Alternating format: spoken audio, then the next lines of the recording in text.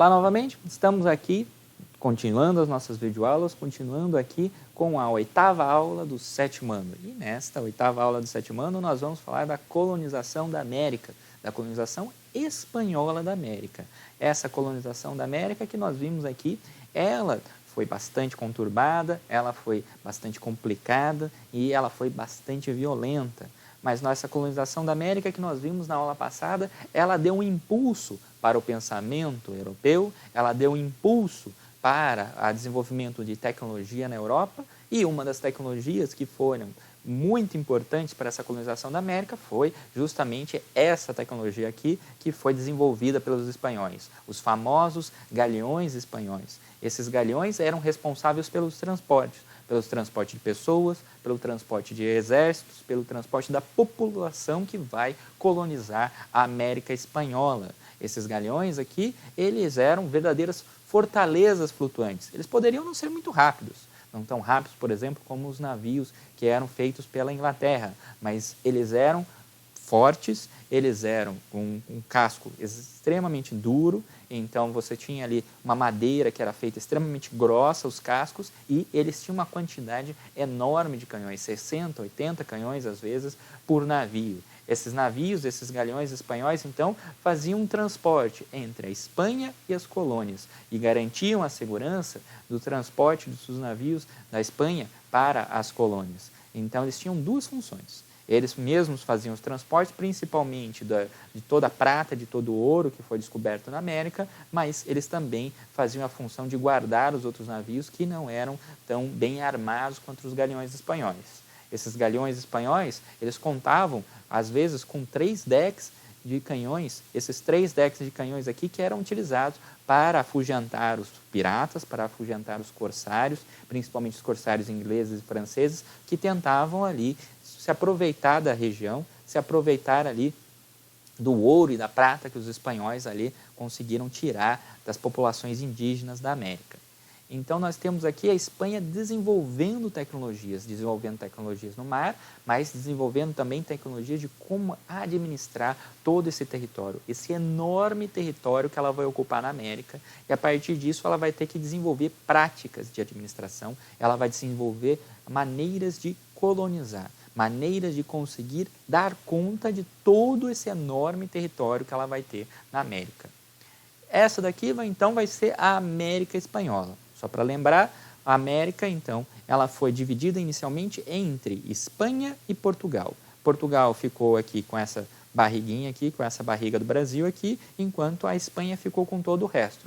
Mas, logo depois do Tratado de Tordesilhas, o que nós vamos ter aqui é a Inglaterra e a França, e a Holanda também, tentando fazer colônias aqui na América, e a França e a Inglaterra, então, vão ocupar essa parte do norte aqui da América e vão tentar, então, ocupar também as ilhas que nós temos aqui no Caribe. Nós temos, então, a Espanha como concorrentes. A Espanha, então, ela vai se preocupar em conquistar os territórios, ocupar os territórios, mas ela também vai ter que se preocupar com os seus concorrentes, com aquelas pessoas também que estão tentando fazer colônias, com aquelas pessoas também que estão tentando ocupar e tentando conquistar esses territórios que eram inicialmente da Espanha. O que nós vamos ter aqui, então, é a Espanha inicialmente chegando nessas ilhas aqui do Caribe, chegando nessas ilhas aqui, que ficam aqui do lado da América Central, no qual nós vamos ter Cuba, Porto Rico, por exemplo. E essas ilhas aqui, elas vão ser as primeiras a serem ocupadas, as primeiras a serem conquistadas pelos espanhóis. O que nós temos aqui é uma ocupação e uma conquista extremamente violenta. Essas populações, então, elas vão morrer em massa por causa da guerra que elas vão ter aqui com os espanhóis, essa ocupação violenta que os espanhóis vão fazer, mas elas vão também morrer pela guerra, morrer pelas epidemias, os espanhóis vão trazer doenças que essa população aqui, elas não vai ter imunidade, então a maior parte dessa população vai morrer pelas doenças, como a varíola, a gripe, a tifo, que vai ser trazida pelos espanhóis. E nós temos aqui também os espanhóis descobrindo ouro, o ouro de aluvião, o ouro de superfície, o ouro que ficava na superfície dos barrancos, o ouro que ficava na superfície do leito dos rios.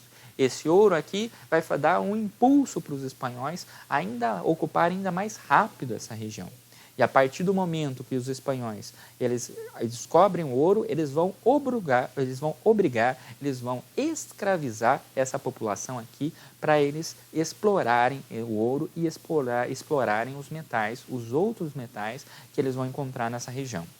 O que nós temos aqui, então, é uma população que é ou morta ou escravizada. E dessa população inicial, dessa população indígena que os espanhóis encontraram, hoje o que nós temos é muito poucos. Em algumas ilhas eles foram totalmente exterminados e nós não sabemos muito pouco do que essa população foi ou é. O que nós temos aqui também são os espanhóis construindo suas primeiras cidades, suas primeiras bases. É dessas bases, por exemplo, que eles vão atacar e eles vão invadir aqui o resto da América, o que vai formar a América Espanhola. Então, nós temos a cidade de San Juan sendo construída em Porto Rico, nós temos a cidade de São Domingo sendo construída na República Dominicana, nós temos a cidade de Havana sendo construída em Cuba. Essas cidades vão ser as bases, vão ser o ponto central para eles conseguirem ter o apoio necessário para eles invadirem, para eles conquistarem todo o território do continente americano.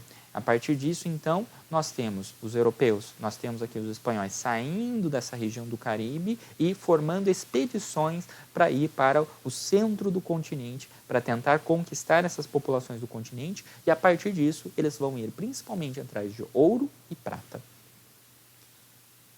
Uma dessas primeiras expedições, então, mais importante dessas expedições, vai ser a expedição que vai conquistar os astecas. Essa expedição vai ser liderada por Hernán Cortés. Cortés vai fazer essa expedição em 1519, ele vai ter 600 homens, ele vai ter 100 canhões e ele vai ter cerca de 16 cavalos. Então, o que nós vamos ter aqui é uma pequena quantidade de homens que vai tentar conquistar uma região que tem milhões de pessoas, um império que já está estabelecido, um império enorme, mas nós temos, vamos lembrar, esses 600 homens que estão armados com armas de aço, nós temos armaduras, nós temos ali armas de fogo, nós temos canhões e nós temos o cavalo como as vantagens militares para esses homens aqui. Porém, Hernán Cortés, ele sabia que ele não tinha quantidade de homens suficientes para ele conquistar essa região aqui, então, a partir do momento que ele chega nessa região, ele passa a fazer uma política de alianças com os inimigos dos astecas, uma política de alianças com os povos que foram conquistados pelos astecas e estavam pagando tributo para os astecas.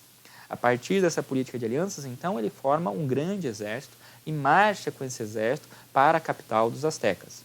O imperador asteca, então, para tentar evitar a guerra, tentar ser diplomático, ele convida Cortés e seus homens para se hospedar, para vir à capital e se hospedar na capital. O problema é que isso foi o grande erro do imperador Montezuma. O imperador Montezuma, ele recebeu Cortés como convidado, ele recebeu Cortés com todas as honrarias e aquilo que ele foi presenteado com a gratidão do Cortés, que tomou ele como prisioneiro, como refém, e a partir do momento que ele toma o imperador como refém, ele passa a tentar conquistar a capital dos astecas. Essa capital, então, ela é tomada, mas a população ela vai resistir. Nós temos ali uma grande resistência dos astecas que vai ser finalmente vencida depois de quase um ano de combate acirrado entre o Cortés e seus aliados contra os astecas por uma epidemia. Uma epidemia de varíola vai pegar praticamente toda essa região aqui dos astecas, toda essa região do centro do México aqui e vai matar milhões, vai matar uma quantidade gigantesca de pessoas e vai acabar com toda a resistência que os astecas tinham. O que nós temos aqui, então, é uma epidemia, como nós temos agora, a epidemia do coronavírus. E essa epidemia acabou com o Império dos Astecas, definitivamente, deu um fim no Império dos Astecas. Do ponto de vista militar, pode ter sido a conquista do Cortés. Cortés conquistou a região, mas quem acabou com os astecas mesmo foi uma doença, a varíola. Outra expedição que nós tivemos aqui também foi a expedição de 1532. Essa expedição não tinha como objetivo o centro do México, mas tinha como objetivo a região dos Andes aqui. Os espanhóis ficaram sabendo que existia um outro império, o Império Inca. E esse império, da mesma forma com os astecas, era extremamente rico, tinha uma grande quantidade de ouro, tinha uma grande quantidade de prata. Então eles vão formar uma expedição que vai sair aqui do Caribe e vai na direção dos Andes aqui. Essa expedição foi liderada por Francisco Pizarro. Essa expedição, que vai sair em 1532, ela vai ter 200 soldados, uma quantidade boa de munição e 40 cavalos. Então, eles vão ter todo o armamento, toda a tecnologia de guerra que nós temos ali, mas eles só têm 200 homens, cerca de 200 homens. Então, é uma expedição relativamente pequena, mas é uma expedição que vai ter a sorte de encontrar um Império Azteca que está em guerra, o Império Inca, desculpe, que está em guerra civil.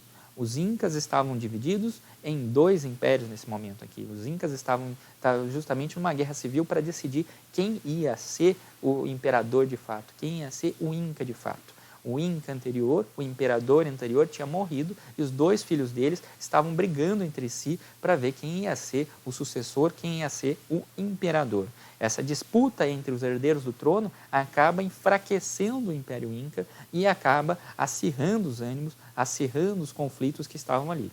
Então nós temos um império ali que não está somente fraco, mas ele está fragmentado, ele está enfraquecido devido às disputas internas. O que Pizarro, então, vai encontrar é um império que está dividido e está enfraquecido. E ele vai aproveitar dessa fraqueza e dessa divisão do império para conseguir conquistar o império. E como é que ele vai fazer isso? Sim, você adivinhou. Ele vai capturar o imperador. Ele vai ali fazer uma emboscada, ele captura o imperador Inca e a partir do momento que ele captura esse imperador Inca, ele exige um resgate, uma enorme quantidade de ouro e prata, para esse imperador ali ser devolvido ao Império Inca. Os Incas pagam o resgate, porém o Pizarro ali, ele tem ali vamos dizer assim, ele tem a decisão de matar o imperador mesmo ter sido pago pelo resgate. O que vai acontecer então é que a resistência dos Incas, ela vai baixar momentaneamente, ele vai conseguir conquistar a capital dos Incas, e a partir do momento que ele conquista a capital dos Incas em 1533, nós vamos ter aqui uma política de alianças do Pizarro com aquelas pessoas que eram concorrentes, com aqueles povos que foram conquistados pelos Incas, com aqueles povos ali que pagavam tributos para os Incas que estavam próximo dessa região aqui. Mesmo assim, nós vamos ter assim uma resistência muito forte dos Incas que vai durar anos. Nós temos essa resistência aqui que eles vão ter que combater por anos aqui para essa região toda depois ser pacificada. Vai demorar ali algumas décadas para essa região ser pacificada. Mesmo assim, o que nós vamos ter aqui são 2 regiões aqui que vão ser conquistadas e a partir disso o que nós espanhóis vão fazer é cada vez mais expedições para o centro do continente e a partir dessas expedições eles vão conquistando pouco a pouco o continente e eles vão formando colônias, eles vão fundando cidades e a partir disso eles vão ter que fazer agora um sistema de administração de todo esse território aqui que eles vão conquistar. É desse sistema de administração que nós vamos tratar agora. Então, nós temos aqui a colonização espanhola, que teve algumas cenas bonitinhas aqui.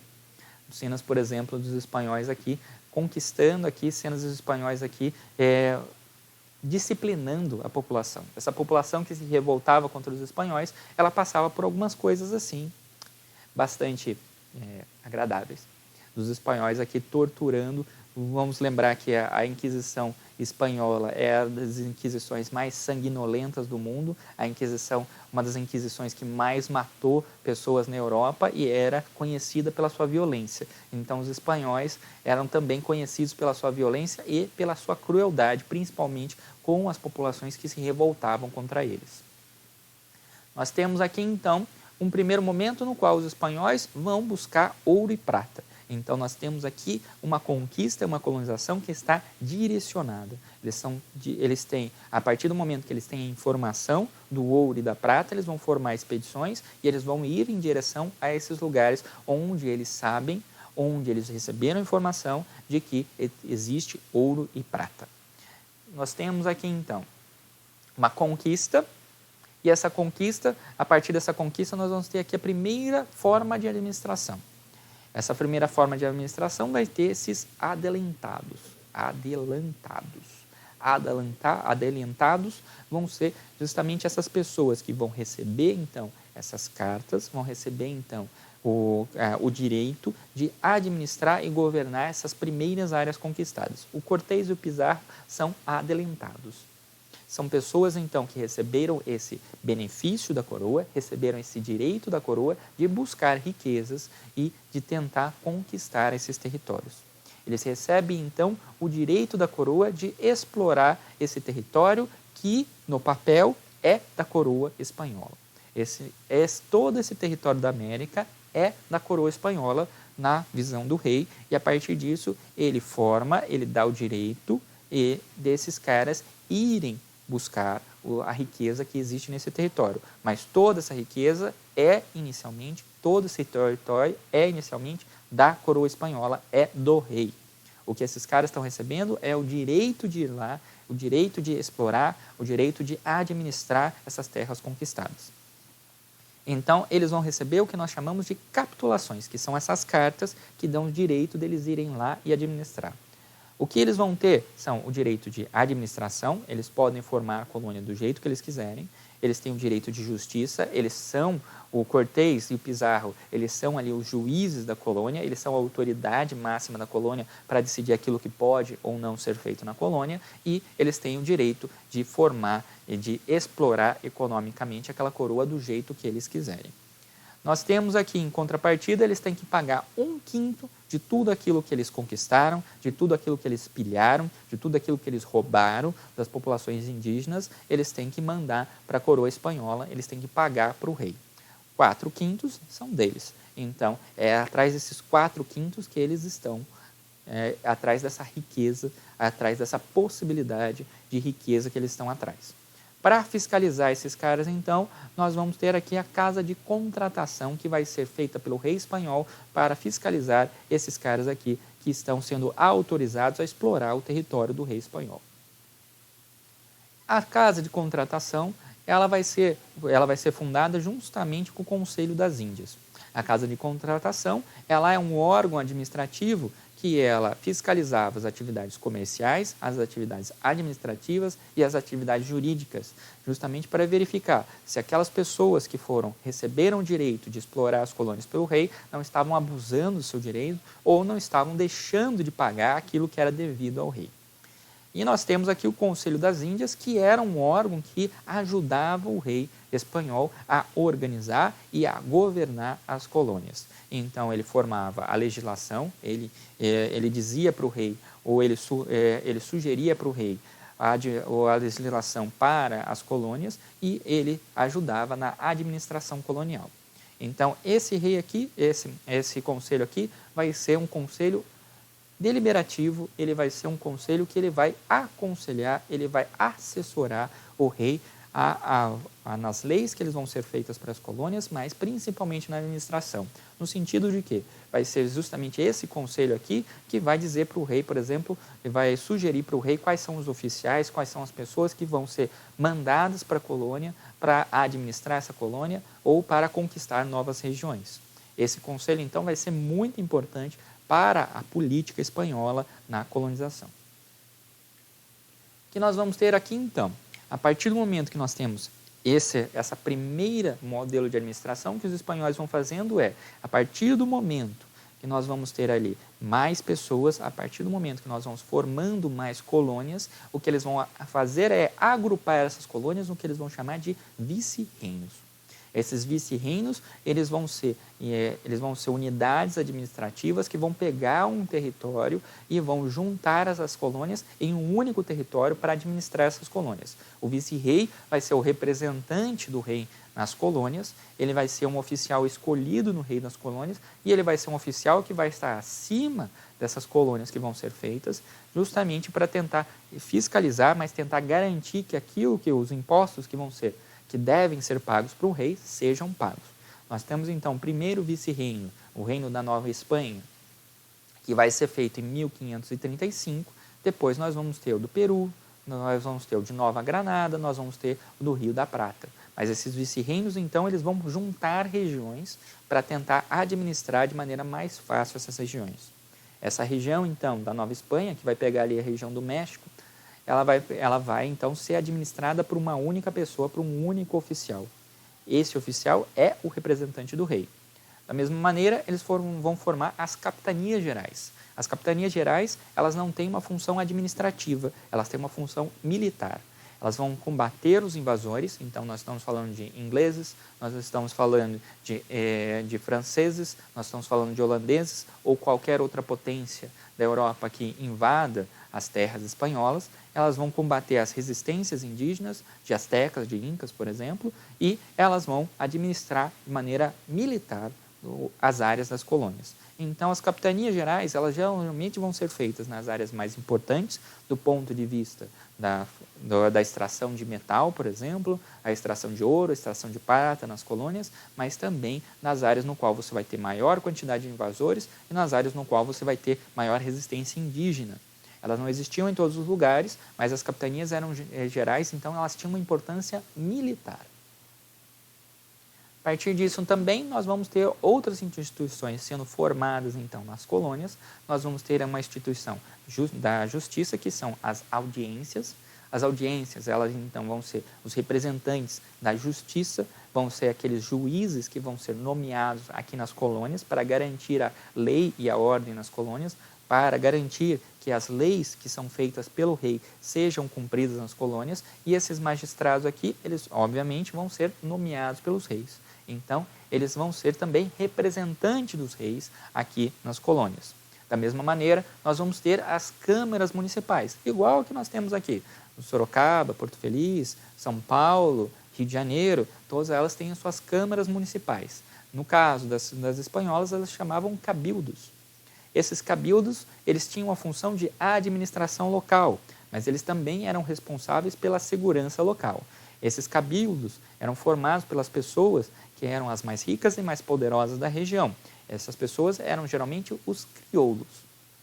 Crioulos são os descendentes de espanhóis. Então, são os brancos que são descendentes de espanhóis e que são nascidos na América. Esses crioulos, eles tinham direito, por serem descendentes espanhóis, por serem brancos, de governar as colônias. Esses crioulos, então, eles responsáveis pela administração local e eles responsáveis pela segurança local.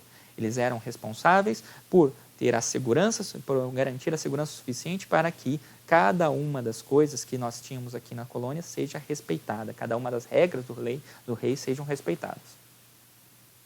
Agora, o que nós vamos ter uma grande questão aqui é a mão de obra indígena e a forma como os espanhóis exploraram essa mão de obra. Nós temos aqui uma lei inicial que vai tentar ali regular o uso de mão de obra indígena, mas nós vamos ter um problema aqui que, do ponto de vista religioso, o cristão ele tem a obrigação de expandir a fé. Então, a partir do momento que os espanhóis chegaram nesse novo continente, eles têm a expansão, eles têm a obrigação de expandir a fé aqui no continente, de levar a fé para essa população que chegou no continente. Porém, eles primeiro tiveram que definir se essa população indígena era de fato seres humanos ou eram animais que imitavam seres humanos. A diferença é, um animal que imita um ser humano, ele não tem alma. E um ser humano, ele tem alma. Se uma pessoa tem alma, significa que ela pode reconhecer a verdade, ela pode reconhecer a mensagem de Cristo, do ponto de vista espanhol. Então, se você define os indígenas como seres humanos, eles devem ser catequizados. Se eles simplesmente são animais que imitam o ser humano, eles não devem ser catequizados e eles podem ser explorados, eles podem ser escravizados. Esse vai ser o debate que nós vamos ter aqui. A partir desse debate aqui, nós temos ali uma primeira regulação que proíbe a escravidão em massa dos indígenas e diz que só aqueles que se revoltarem vão se tornar escravos.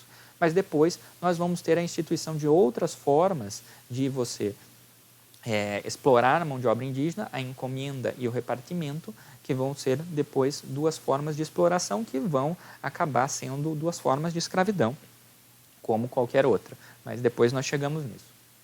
O que nós vamos ter então aqui é uma colonização espanhola que vai ser violenta, uma colonização espanhola que vai explorar essa mão de obra indígena e vai explorar essa população. Uma mão de obra, uma colonização que não vai ligar se essa mão de obra está sendo explorada, não vai ligar para a alimentação, não vai ligar para a segurança, não vai ligar para a saúde dessa mão de obra aqui que eles estão explorando. Uma colonização que vai ser famosa por escravizar os indígenas, mas vai ser famosa também por obrigar os indígenas a fazer trabalhos forçados, para fazer uma grande quantidade de trabalhos que são extremamente perigosos, extremamente violentos para o corpo e para as pessoas. Então, a partir do momento que você estava trabalhando para os espanhóis, principalmente nas minas de metais, como é a mina de Potosí, que é uma das maiores minas de prata que nós vamos ter aqui, a chance de sobrevivência de uma pessoa, ou os anos de sobrevivência de uma pessoa, era extremamente curto. E nós temos os espanhóis aqui mantendo numa mina de Potosí, na mina de Potosí como um exemplo, cerca de 100 a 120 mil pessoas explorando essa mina aqui de maneira constante durante anos. Durante décadas, inclusive, em algumas minas. Então, nós temos ali uma enorme quantidade de pessoas extraindo metal para mandar para a Europa, e essa enorme quantidade de pessoas, ela não tem segurança nenhuma, ela não tem garantia de saúde nenhuma, ela não tem garantia de alimentação nenhuma, então a mortandade indígena aqui vai ser gigantesca. O que nós temos aqui, então, são os modos de trabalho que os espanhóis vão ter. O primeiro modo de trabalho que nós vamos ter aqui é a encomienda. A encomienda, ela vai ser justamente um modo de trabalho que ela vai criar, então, uma troca. Ela vai criar uma troca, você aceita fazer a encomenda em troca de proteção, em troca da chance de você ser cristianizado. Lembrando que um cristão não escraviza um cristão. Então, a partir do momento que o indígena se torna cristão, ele não pode mais ser escravo. Então, a encomienda, ela vai sofrer uma crítica por obrigar o indígena a se cristianizar, mas também a partir do momento que você está obrigando o indígena a se catequizar, a se europeizar, a aprender a viver do modo de vida europeu, o que vai acontecer aqui, então, é que nós vamos ter aqui uma população que tem mais contato com o europeu, tem mais contato com os espanhóis. Isso é ruim porque ela vai pegar mais a doença dos espanhóis, então a encomenda ela vai contribuir para o declínio demográfico, ela vai contribuir para a grande mortandade que nós vamos ter aqui de população indígenas. Do outro lado, nós vamos ter o repartimento. O repartimento que vai ser uma troca, mas vai ser uma troca de que o cara recebe uma pequena quantidade financeira, ele vai receber essa pequena quantidade financeira aqui em troca de um trabalho. Então, o repartimento ele vai ser uma modalidade de trabalho parecida com o que os incas e os astecas utilizavam. Você vai ali pagar um imposto, você vai fazer um serviço forçado, você vai ser obrigado a trabalhar pelos espanhóis.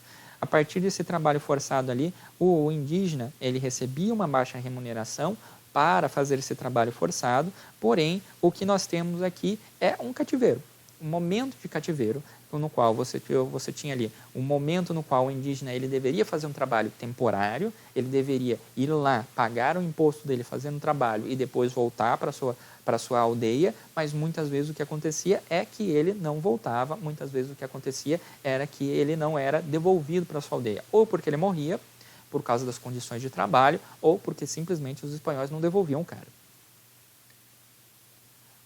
Da mesma maneira, nós vamos ter o peonagem.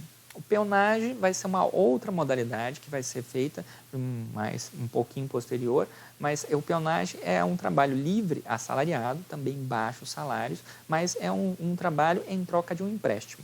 Então, você vai trabalhar nas haciendas, você vai trabalhar naqueles grandes latifúndios que os espanhóis vão fazer aqui na América, você vai produzir naqueles grandes latifúndios, porém, você vai receber um pequeno salário em troca de um empréstimo para você fazer uma coisa depois. O que acontecia? Na maior parte das vezes, a pessoa trabalhava, recebia um empréstimo, ela não conseguia pagar o empréstimo e ela acabava sendo escravizada por dívida. Então, o que nós temos aqui era um sistema no qual a pessoa trabalhava em troca do direito de ganhar um empréstimo, de um direito de emprestar dinheiro, mas, porém, o que a maior parte das vezes acontecia era que ela não conseguia pagar esse empréstimo e ela acabava sendo escravizada do mesmo jeito. Essa escravidão por dívida era a prática. no nome, na palavra, no papel, ela era um peão, ela era ali um trabalhador livre. Mas na prática, ela era um escravo por dívida, porque ela não poderia sair daquela terra, ela não poderia sair daquele acordo que ela fez ali com o senhor da terra. Então, ali nós temos sistemas de trabalho que vão ser feitos aqui na América que eram extremamente desfavoráveis para a população que tem aqui na América. De um jeito ou de outro, aquela população ali, ela só estava beneficiando o colonizador, ela só estava beneficiando aquelas pessoas que estavam dominando aqui na América. Então, essa população, além de explorada, ela não vai ter condições nenhuma de saúde, ela não vai ter condições nenhuma de alimentação. Então, esses modelos de trabalho vão acabar colaborando para a grande mortandade, para a grande morte da população, para o genocídio da população indígena que vai acontecer ao longo da colonização espanhola. E nós temos aqui, então, uma colonização que vai utilizar a mão de obra indígena, mas a partir do momento que essa mão de obra indígena ela vai se tornando mais escassa, ela vai se tornando mais rara, ela vai se tornando não tão abundante por causa da grande quantidade de mortes dos indígenas, ela vai sendo substituída pela mão de obra escrava negra, principalmente na região ali das ilhas do Caribe, que vão receber uma grande quantidade de escravos negros. Mas nós temos aqui uma colonização espanhola que, pela própria maneira como eles vão mostrar vão mostrar figuras, eles vão mostrar fazer as ilustrações dessa colonização, vai ser extremamente violenta. Os espanhóis vão, de certa maneira, se orgulhar dessa violência, vão se orgulhar de toda essa ocupação que estava acontecendo aí, dessa conquista que estava acontecendo ali.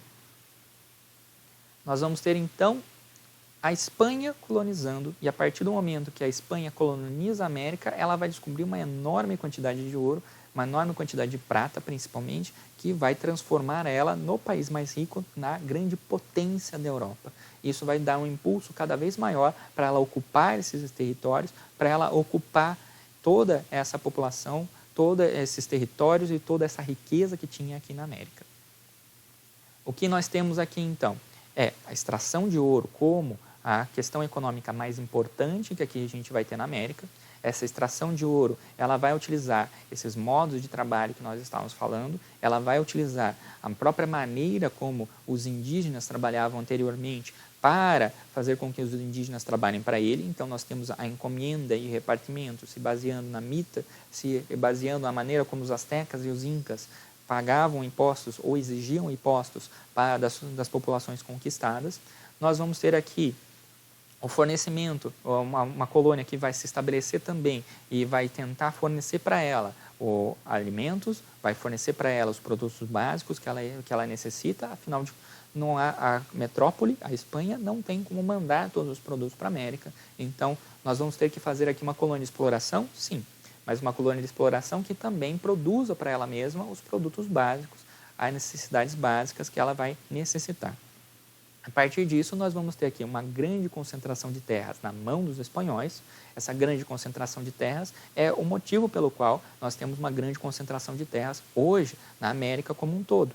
Os descendentes dos colonizadores vão ser hoje os donos de terra, os grandes donos de terra que nós vamos ter aqui, os latifundiários que nós vamos ter aqui na América. O que nós vamos ter então além dessas práticas econômicas, a produção de uma grande quantidade de produtos exóticos que vão ser levados para a América. Então, nós temos ali o cacau na Guatemala, nós vamos ter o tecido, o algodão, nós vamos ter ali produtos tanto na América Central, na América do Sul, nós vamos ter ali o fornecimento de tecidos a partir de Quito, nós vamos ter aqui uma grande quantidade de ouro a partir da Nova Granada, na atual Colômbia. E nós vamos ter aqui a formação das chamadas haciendas, que vão ser esses latifúndios, essas grandes propriedades de terra, que vão ser monoculturas. Essas monoculturas, essas haciendas também são conhecidas como plantations. São grandes latifúndios com um único dono, uma grande quantidade de terras que produz um único produto. Esse único produto vai ser uma coisa que vai ser extremamente valorizada ou que a metrópole tem extrema necessidade. Então, vai ser o açúcar. Vai ser o algodão, vai ser algo que tem uma grande quantidade, tem um preço muito grande na Europa. A partir disso, nós temos aqui uma metrópole sendo abastecida pela colônia, sendo abastecida dos produtos mais valiosos para revender por toda a Europa. O que nós vamos ter, então, é a formação dos vice-reinos. Esses vice-reinos aqui, eles vão se estabelecendo e eles vão organizando e eles vão administrando toda a colônia. E a partir da formação desses vice-reinos aqui, nós vamos ter ali a administração propriamente dita, a administração verdadeira dessas colônias que vão ficar, então, por 2, 3 séculos aqui sendo administradas dessa maneira. Esses vice-reinos, como eu disse para vocês, eles vão se estabelecendo a partir do momento que nós vamos ter as invasões, nós vamos ter as expedições que vão ser formadas a partir do Caribe, indo para o centro do continente e conquistando áreas do continente. E a partir da conquista dessas áreas do continente aqui, nós vamos ter ali a ocupação e a formação dos vice-reinos. Dentro da sociedade, nós vamos ter uma sociedade, então, que ela vai ser dividida a partir da sua origem, vai ser dividida a partir do seu nascimento e vai ser dividida a partir da sua descendência dos espanhóis. Nós vamos ter chapetones, crioulos, as castas, os indígenas e os negros. Os chapetones vão ser os espanhóis puros, os espanhóis nascidos na Espanha. Esses espanhóis puros, eles vão estar no topo da pirâmide. E a partir do topo da pirâmide aqui eles vão governar, eles vão ser aquelas pessoas que vão ocupar os cargos mais altos, eles vão ser os oficiais que vão ser mandados para as colônias pelo rei. Então eles vão ser os espanhóis nascidos na Espanha. Abaixo deles nós vamos ter os crioulos. Os crioulos vão ser justamente aqueles descendentes de espanhóis. São os espanhóis nascidos nas colônias. Esses espanhóis nascidos nas colônias vão ser aqueles que vão estar nos cabildos, vão estar nas câmaras municipais, vão fazer a administração local e vão ocupar os outros cargos administrativos, os outros cargos de fiscalização. Abaixo deles, nós vamos ter os mestiços, nós vamos ter os mulatos, nós vamos ter as chamadas castas.